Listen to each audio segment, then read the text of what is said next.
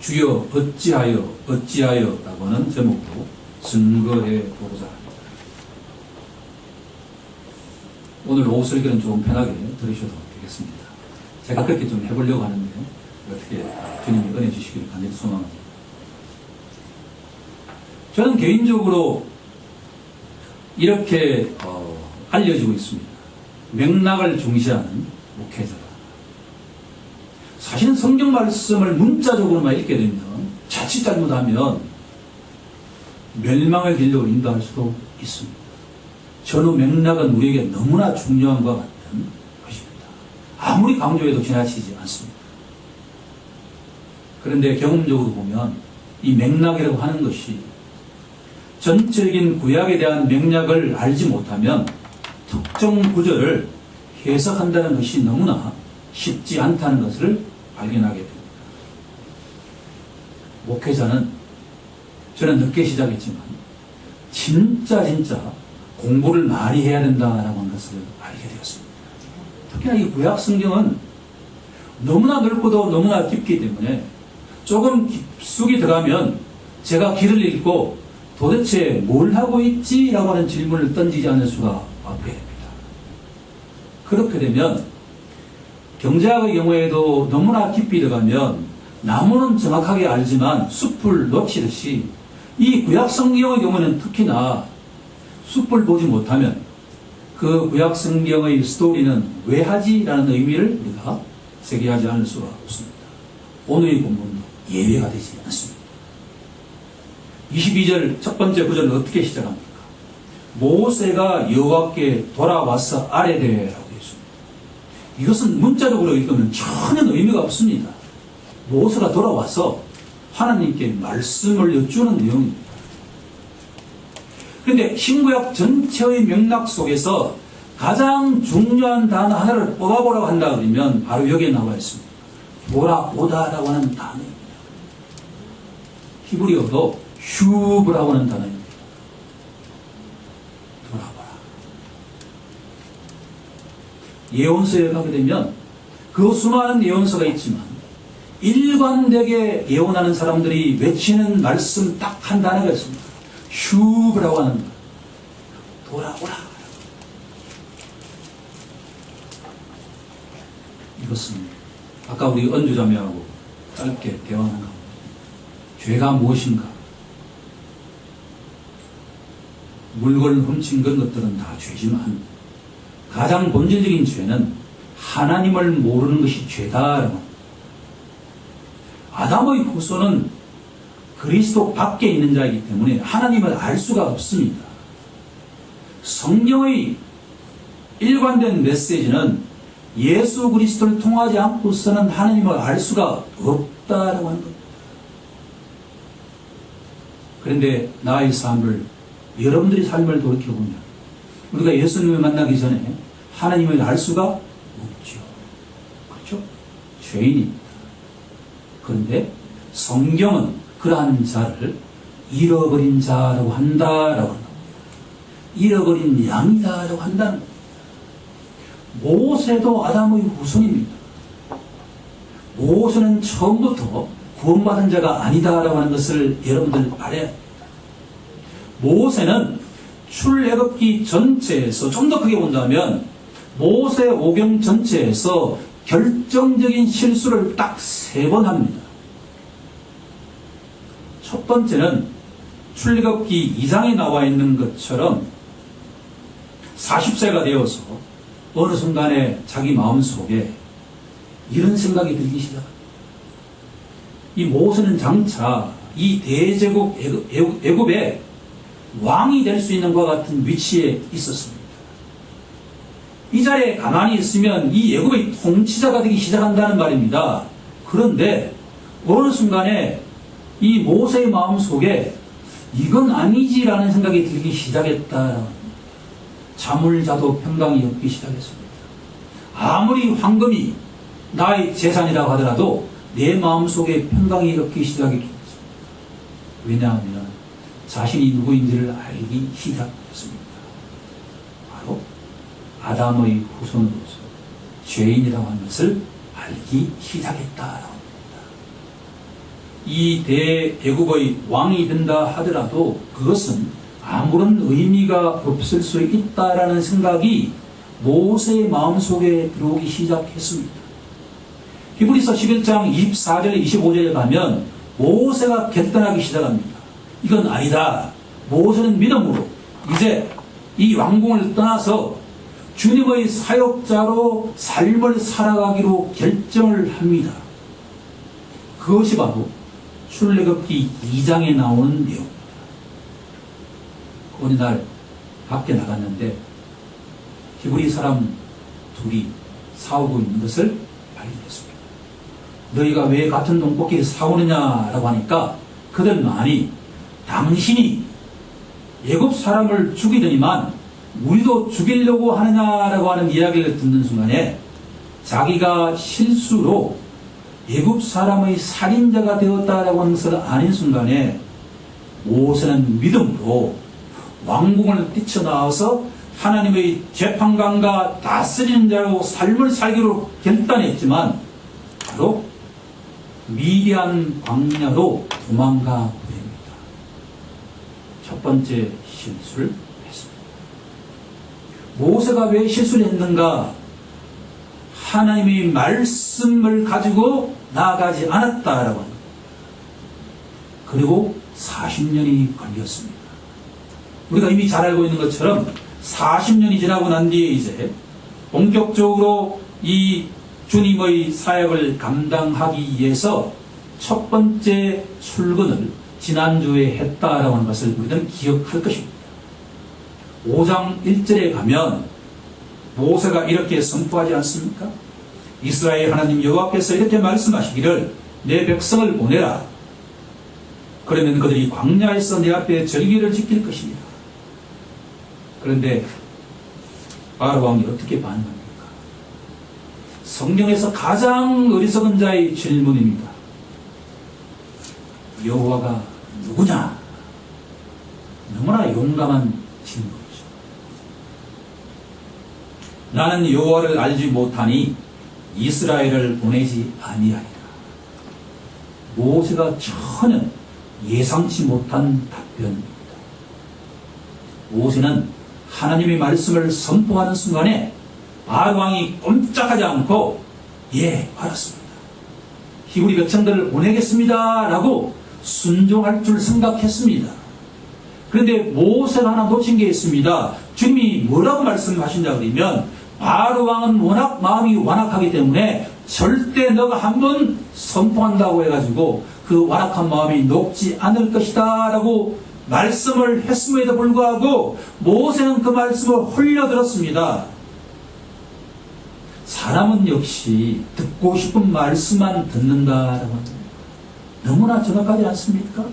우리가 양쪽 귀가 다 있지만 사람은 절대적으로 자기가 듣고 싶은 말씀만 듣는다라고 하는 것이 죄인의 본성입니다. 이까지는 지난주 살펴보았습니다. 문제는 모세는 최소한 바알왕은 이렇다 하더라도 같은 동포인 히브리 백성들로부터는 좋은 이야기를 들을 것이라고 예상했다라고 하는 겁니다. 4장 31절로 한번 가보도록 하겠습니다. 출애굽기 4장 31절로 가서 함께 우리가 한번 읽어보도록 하겠습니다. 출애굽기 4장 31절로 가서 한번 다같이 한번 읽도록 하겠습니다. 시작. 백성이 믿으며 여호와께서 이스라엘 자손을 찾으시고 그들의 고난을 살피셨다함을 듣고 머리 숙여 경배하였더라. 아멘. 바알왕을 만나기 전에 형 아론과 함께 이스라엘 장로들과 많은 사람들 앞에 가서 여호와 하나님의 말씀을 증언했더니만 모두 모세의 말을 믿고 하나님께 경배 찬송했다, 그런 의미입니다. 자, 이런 맥락을 우리가 놓쳐서는 안 됩니다. 그런데 우리가 잘 알고 있는 것처럼 모세가 바알 왕에게 이스라엘 백성을 나가게 해달라고 요청했을 때 바알 왕이 너가 믿고 있는 하나님은 거짓말쟁이야. 지금부터 집을 주지 않을 테니까 원래로 요구한 벽돌을 그대로 찍어내라 라고 요청하기 시작했습니다. 당시의 기술 수준으로 GP 없이 벽돌을 찍어낸다라고 하는 것은 불가능에 가까운 것이었습니다. 매질을 하면서 원래의 목표를 달성하라고 하자 이스라엘 백성이 울부짖기 시작했습니다. GP 없이는 벽돌을 찍어낼 수 없다라고 하니까 우리가 일제시대 때 주인이 소작인들을 다루는 사람을 마름이라고 하지 않습니까? 마름처럼 이 바로 왕이 이스라엘 백성 가운데 그 관리자를 임명해 놓았다는 것. 15절에 보면 이스라엘 자손의 기록원들이 가서 바로 왕에게 호소했다라고 하는 게 그런 겁니다. 임금님도 알다시피 집도 주지 않고 어떻게 그 원래의 수확량을 확보할 수 있습니까? 그것은 과도한 것입니다. 라고 하니까 이 바로 왕이 뭐라고 하냐 그러면 모세와 아론 이야기를 들어보니까 너희들이 한가한 모양이다. 게으르고도 게으르도다. 라고 혼쭐을 내면서 앞으로 한 사람도 목표량을 채우지 못하는 사람들은 매로서 징벌을 할 것이다 라고 하는 이야기를 듣고 나오게 됩니다. 근데 나왔는데 마침 그 문 입구에 모세와 아론이 서 있는 것을 발견합니다. 그리고서 이스라엘 백성들이 모세와 아론에게 다음과 같이 멘트를 날립니다. 그것이 바로 21절에 나와 있는 내용입니다. 중요한 내용입니다. 제가 천천히 말씀을 하면 뵙도록 하겠습니다. 그들에게 이르되 모세와 아론에게 이르되 너희가 우리를 바로의 눈과 그의 신하의 눈에 미운 것이 되게 하고 그들의 손에 칼을 주어 우리를 죽이게 하는도다.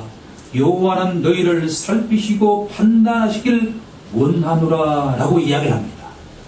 이 부분을 정확하게 해석해야만 지금 모세가 하나님께 돌아와서 이야기하는 말이 이해가 된다라고.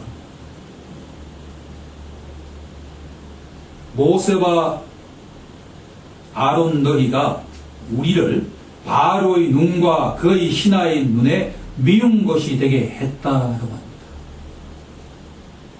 여러분들 성경책 제일 밑에 보면 관주라고 하는 게 있는데 나쁜 냄새라고 하는 말이 있습니다. 이렇게 이야기하는 겁니다. 바로 왕에게 심부름하는 이스라엘 백성 마름이 모세와 아론에게 냄새난다 그런 얘기입니다. 너희가 우리 히브리 백성들이 바로 왕에게 냄새나는 존재가 되게 했다라고 하는 이야기를 하고 있습니다.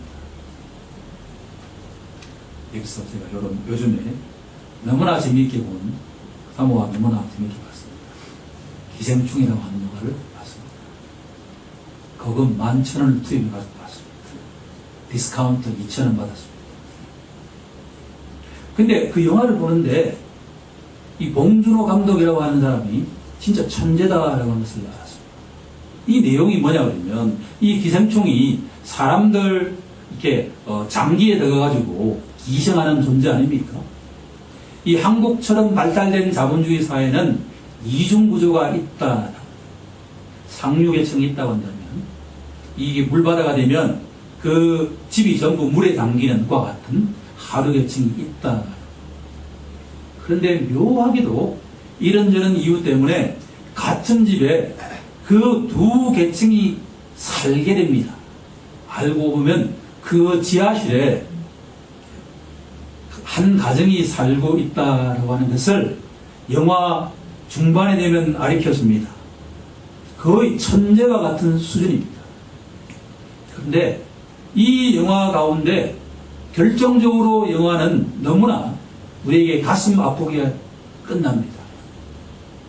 바로 칼로 그 하류계층에 있는 사람이 상류계층의 주인을 칼로 가슴을 찌르면서 징벌적인 것과 같은 걸로 끝나게 됩니다. 그런데 그 격분하게 된 멘트가 뭔고 하니 하류계층 사람들은 다 다른데 공통점이 하나 있다라고 하는 겁니다. 그것이 바로 냄새라고 하는 겁니다. 지하에 살아가니 아무리 빨래를 해도 습기 때문에 냄새가 사라지지 않는 것을 영화에서는 그 상류계층 가정들이 공통적으로 사람들은 다 다르는데 동일한 냄새가 난다라고 합니다. 주인공 송강호가 마지막에 그 자기 주인 사장을 칼로 찌르는 장면에 격분하는 단어가 뭔고 하니 나쁜 냄새가 나는 놈이다 라고 하는 단어였습니다. 그렇게 본다 그러면 모세와 아론이 하나님이 임명해서 파송되어서 바로 앞에 가서 이스라엘 백성들을 내보내라 라고 하는 이야기를 할 때 하나님이 누구냐라고 하는 이야기는 들을 수 있을지 몰랐지만 자기가 믿고 의지하는 그 동포들로부터 냄새 나는 놈이라고 하는 이야기를 들을 때 모세의 마음속에 격분하지 않을 수가 있겠느냐라고. 두 번째, 그들의 손에 칼을 주고 우리를 죽이게 하는도다라고 이야기를 합니다. 지금 모세는 출애굽을 통해서 압제받고 있는 이스라엘 백성들을 생명을 주기 위해서 지금 노력하고 있는데 도리어 너희들은 우리들을 죽이려 하는도다라고 하는 멘트를 날리고 있다. 세 번째가 더욱더 가관입니다. 여호와는 너희를 살피시고 판단하기를 원하노라라고 점잖게 번역이 되어 있지만 이 구절은 저주하는 말입니다. 하나님, 이 모세와 아론이 우리에게 생명을 주는 것이 아니라 더욱더 우리를 힘들게 빠뜨렸기 때문에 하나님 이들을 징벌하십시오라고 하는 이야기를 하고 있는 이 세 가지 멘트를 모세가 들었다라고 합니다. 모세의 피가 거꾸로 솟아오지 않았냐, 이것이 지금 맥락입니다.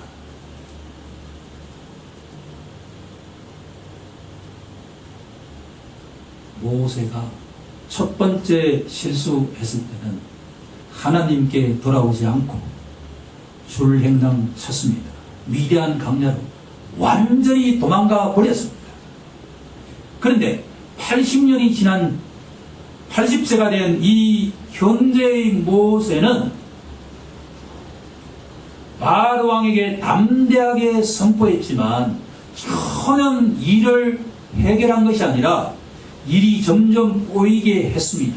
결과적으로 본다 그러면 모세의 사역은 실패했다.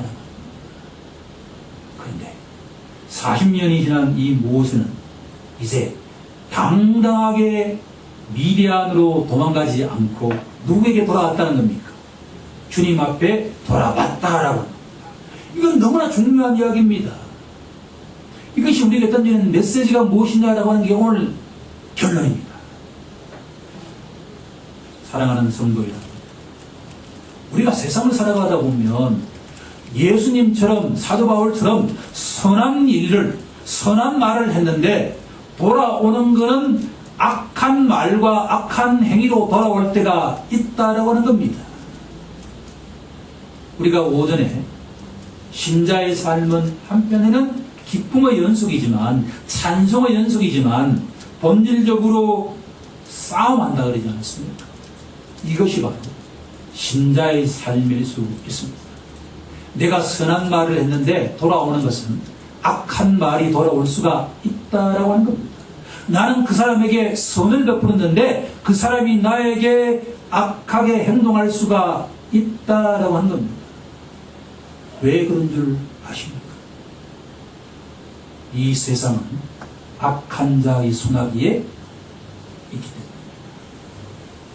아담의 후손은 그 누구나 죄인입니다. 죄인의 마음 속에는 선한 것이 없습니다. 그 사람은 입만 떼면 거짓말을 하려고 합니다. 그것은 제가 예수님 만나기 전의 제 모습입니다. 거짓말을 이 정도 하게 되면 그 다음 거짓말은 몇 단계 위에 해야만 앞에 있는 거짓말이 수습입니다. 그 다음 거짓말은 그것보다 몇 단계 더 올라가야 됩니다. 그러다 보면 자기도 수습하지 못하는 상황이 벌어진다. 그럴 때 사람이 취하는 방식이 뭔지 아십니까? 유명한 사람일수록 자결합니다. 이것은 마치 모세가 미디안으로 도망친 것과 같다라고 하는 겁니다. 그런데 모세는 두 번째 실수를 저질렀을 때 감사하게도 22절 초반부에 보면 모세가 여호와께 돌아왔다라고 합니다. 그리고 모세가 이런 멘트를 날립니다. 주여, 이거는 우리가 그리스도인들이 무조건 배워야 할 멘트입니다. 여러분들, 우리 삶 속에서 힘든 부분이 찾아올 때마다 우리 마음속으로 뭘 외쳐야 됩니까? 모세처럼 주여라고 외쳐야 합니다. 주여라고 외치는 순간에 악한 마귀 사탄은 고개를 숙입니다. 제가 복음서를 읽다가 흥미로운 점 하나 발견했습니다. 가릅니다. 예수님 공동체의 재정을 맡으려는 분, 그는 지성적으로 뛰어났고 믿음도 좋았고 이 마음속에 불타는 것과 같은 심정도 있는 자였습니다. 어느 순간에 이 예수라고 하는 이 젊은이가 자신이 생각하고 있는 로마군 압제로부터 해방시키려고 하는 해방자가 아니라는 것을 알기 시작했습니다. 예수님의 나라는 이 지상의 나라가 아니기 때문입니다. 그럴 때 마귀의 종이 되기 시작했습니다. 예수님이 잘 가시는 겟세마네라고 하는 그 동산에 계신 것을 알고 그 휘하의 졸개들을 데리고 예수님께 왔습니다. 누가 예수냐? 라고 물었습니다. 예수님이 내가 예수다 라고 하는 순간에 그 유다를 비롯한 그 수십 명, 수백 명의 졸개들이 전부 엎드렸다라고 하는 겁니다. 이거는 영적으로 엄청난 메시지가 있습니다. 주여 한순간에 나를 둘러싸고 있는 유다와 같은 수많은 그 영적 어둠의 세력들이 전부 어떻게 한다는 겁니까? 바짝 엎드린다는 이야기입니다. 자주 주여라고 외치는 우리가 되길 간절히 소망합니다. 그리고 모세가 뭐라고 이야기하냐 그러면 어찌하여라고 하는 이야기가 나옵니다. 저는 너무나 모세가 멋있습니다. 신자는 주님 앞에 가서 따지는 자입니다. 세상에 많은 사람들은 천지 만물을 지으신 하나님께 따지자뇨, 말이 안 되죠. 하지만 하나님의 자녀는 담대하게 아빠에게 외칠 수 있는 자가 자녀의 듯이 주어온 자가 아니면 아빠한테 외칠 수 있어야 되죠. 마찬가지입니다. 진짜 하나님의 자녀는 주여 하고 가서 어찌하여 라고 외칠 수 있는 자가 진짜 아들, 딸입니다. 오늘 설교 제목을 많이 고민했습니다. 설교 원고를 막 쓰려고 원고 포기, 원고 없이 하고 있습니다. 너무 감사하죠. 그런데 지속적으로 이틀 이상 동안에 전후 맥락을 깊이 묵상하기 시작했습니다. 이 책 저 책 많이 보지 않을 수가 없지 않습니까? 그런데 묵상을 많이 하면 할수록 하나님의 마음이 무엇인지, 모세의 마음이 뭔지를 계속 알게 된다라고 합니다. 이건 너무나 감사한 이야기가 아닙니까? 목회자가 이렇게 말씀에 대한 묵상을 통해서 그 전의 맥락을 알지 못하면 어떻게 성도가 알 수 있겠습니까? 그것은 목회자의 책임인 줄로 믿습니다.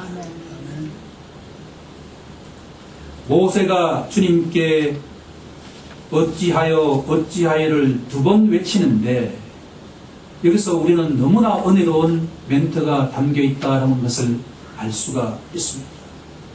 첫 번째 내용이 무엇입니까? 이 백성이 학대를 당하게 하셨나이까? 역시 모세는 우리가 존경해야 마땅한 존재입니다. 왜냐하면 하나님께 어찌하여 하며 따지는데 공동체를 먼저 생각하고 있다라고 합니다. 두 번째 어찌하여에서 어찌하여 나를 보내셨나이까 라고 하는 것을 먼저 말하는 것이 아니라 어찌하여 주님 이 백성이 학대를 당하게 하셨나이까 라고 질문하고 있다라고 합니다. 목회자는 이것이 기본적인 생각이어야 할 줄로 믿습니다. 자기 개인의 강구보다도 이 공동체의 강구를 위해서 먼저 아뢰는 것이 모세의 입장인 줄로 믿습니다.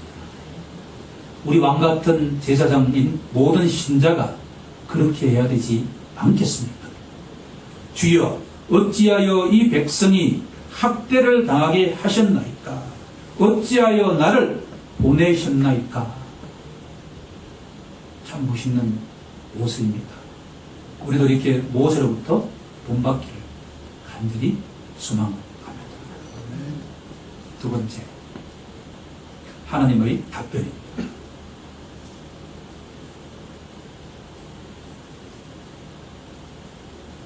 만약 아빠라고 한다면 우리 아들들이 찾아와서 어찌하여 이렇게 했습니까? 라고 할 때 저 마음이 어떨까 복합적일 것 같습니다.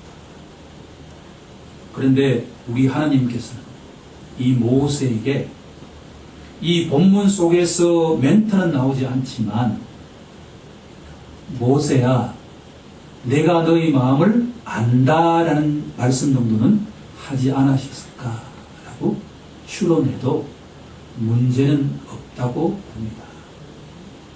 그런데 성경 말씀은 그것이 중요한 것이 아니다라고 생각하기 때문에 그 말씀을 써놓지 않았다고 해석하는 것이 바람직해 보입니다. 6장 1절에 모든 것이 담겨 있습니다. 여호와께서 모세에게 하시되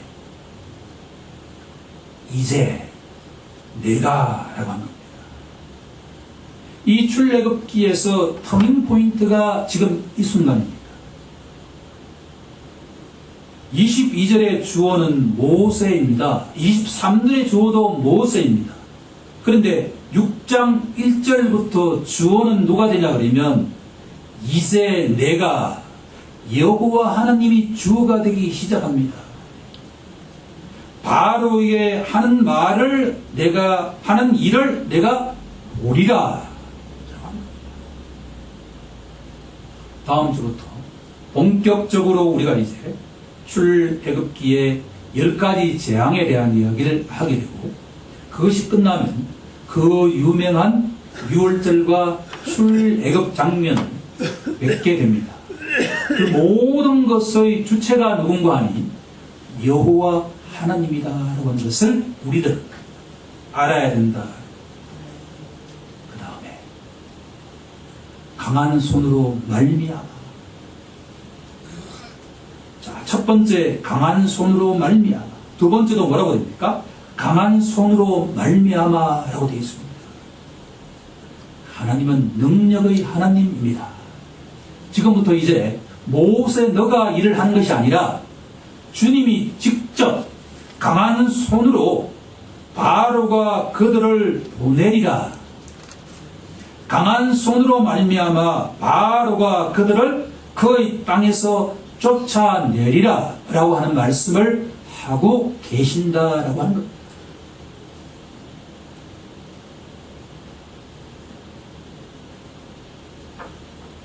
이 말씀을 부연 설명하고 있는 것이 2절부터 나와 있는 말씀입니다. 핵심 포인트만 제가 말씀을 드리도록 하겠습니다. 2절에 보시면 하나님이 모세에게 말씀하여 이르시되 나는 여호와니라 라고 말씀하십니다. 8절 마지막 부분에 가면 나는 여호와라 하셨다 하라 라고 있습니다. 이걸 우리가 신학대학원에 가게 되면 앞과 뒤에 나는 여호와다 라고 하는 말씀으로 삼고 있다 라고 해서 인크로지오라고 합니다. 나는 여호와니라 라고 하는 이 말씀 속에 하나님이 누구신지를 우리에게 알려주고 있다라고 하는 겁니다. 지금 중요한 말씀입니다. 자, 모세가 질문했습니다. 주여 어찌하여 이 백성이 학대를 당하게 하셨나이까? 어찌하여 나를 보내셨나이까? 라고 하는 질문에 하나님이 답변하시는데 그 답변의 포인트는 딱 하나뿐인데 나는 여호와니라 라고 하는 말씀만 하고 있다라고 하는 겁니다. 이 말씀은 모세의 시야를 자신으로부터 누구로 향하게 하냐 그러면 하나님을 바라보라 라고 하는 겁니다. 하나님이 누구시냐라고 하는 것이 포인트다라고 하는 겁니다. 7절 하반절을 한번 보도록 하겠습니다. 7절 하반절을 보면 나는 애굽 사람의 무거운 짐 밑에서 너희를 빼낸 너희의 하나님 여호와인 줄 너희가 알지라라고 하는 단어에 밑줄을 그으시길 바랍니다. 이후에 모든 내용은 하나님이 누구시냐라고 하는 것을 알게 하기 위한 것이다라고 하는 겁니다. 10가지 재앙도 하나님이 누구시냐라고 하는 것을 알기 위한 것이고 출애굽도 하나님이 누구시냐라고 하는 것을 알기 위한 것이다라고 하는 겁니다. 이것을 본다고 한다면 과연 우리가 하나님이 누구신지를 알고 있을까라고 하는 질문을 던진다면 아멘이라고 한다면 그 사람의 말과 행동은 무조건 바뀌지 않을 수가 없다.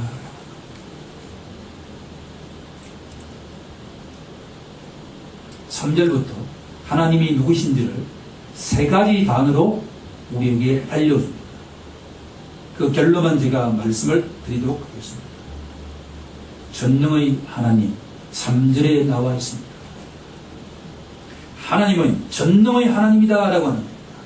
히브리어로 엘 샤다이라고 하는 단어입니다.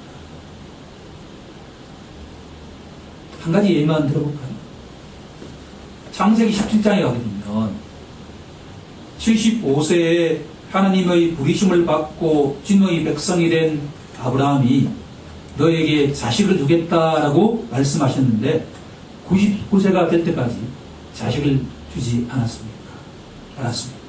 그럴 때 주님이 뭐라고 하냐면 나는 전능의 하나님이다 라고 말씀합니다. 그런데 1년 지나니까 불가능했던 그 자식을 주는 것을 보지 않습니다. 이삭과 야곱과 요셉 모두 마찬가지입니다. 불가능할 때 나는 엘샤다이 전능의 하나님이다 라고 말씀하시는 순간에 요셉도 감옥에서 풀려난 것은 물론이고 애굽의 총리 대신이 되었다라고 하는 그 하나님, 그 하나님이 바로 전능의 하나님이다 라고 하는 겁니다. 모세야 너는 지금 너의 실패를 바라보는 것이 아니라 너희 조상 아브라함과 이삭과 야곱과 요셉을 이끄신 하나님이 전능의 하나님이다 라고 하는 것을 기억하라 라고 하는 말씀입니다. 하나님은 너무나 약한 것이 하나가 있는데 언어로 말하면 그렇습니다. 자신이 말씀하신 맺으신 언약에 대해서는 신실하신 분이다 라고 합니다. 하나님은 언약과 약속을 말씀하신 후에는 그 언약과 말씀에 너무나 충실하신 분이다라고 하는 것을 알 수가 있습니다. 언약의 하나님은 다른 말로 표현하면 신실하신 하나님이다라고 표현해도 과언이 아닙니다. 모세야, 나는 첫 번째가 능력의 하나님이다. 두 번째는 언약의 하나님이다. 세 번째가 뭔고하니 구속의 하나님이다라고 하는 겁니다. 6절부터 7절 사이에 내가 라고 하는 이 단어가 7차례에 들어갑니다. 이 내용을 오늘 상세하게 할 수는 없을 것입니다. 내가 애굽 사람의 무거운 짐 밑에서 너희를 빼내리라. 첫 번째입니다. 두 번째, 내가 그들의 노역에서 너희를 건지리라. 세 번째로, 내가 편팔과 여러 큰 심판들로서 너희를 속량하리라. 네 번째, 내가 너희를 백성으로 내 백성으로 삼으리라. 다섯 번째, 나는 너희의 하나님이 되리라. 여섯 번째, 내가 아브라함과 이삭과 야곱에게 주리로 맹세한 땅으로 너희를 인도하리라. 마지막 일곱 번째, 내가 그 땅을 너희에게 주어 기업을 삼게 하리라. 이 7가지 내가를 계속해서 선포하고 있다는 겁니다. 이것이 바로 구속의 하나님입니다. 정리를 해보겠습니다. 하나님은 주님 어찌하여 이렇게 하셨습니까? 라고 질문하는 모세의 질문에 내가 여호와다 라고 하는 말씀을 하시면서 세 가지의 하나님의 얼굴을 가르쳐주고 계십니다. 첫 번째는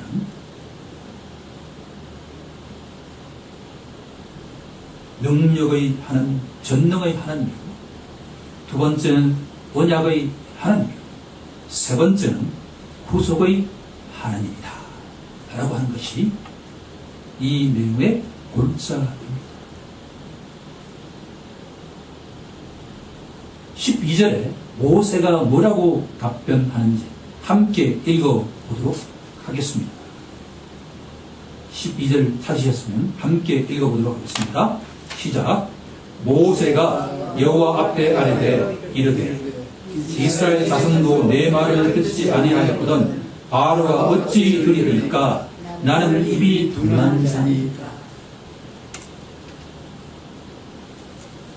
30절로 한 번 더 가보도록 하겠습니다.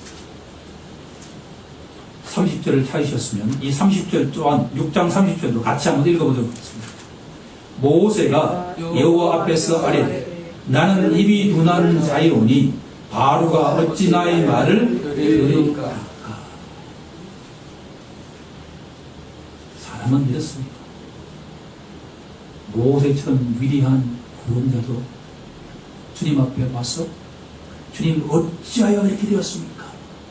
그렇게 질문하자 주님이 세 가지의 하나님의 얼굴을 가지고 설명을 해 주었음에도 불구하고 모세의 반응이 나는 아직도 입이 둔한 자이니 주님 가지 못하겠습니다 라고 하는 뉘앙스를 이야기하는 자다라고 하는 겁니다.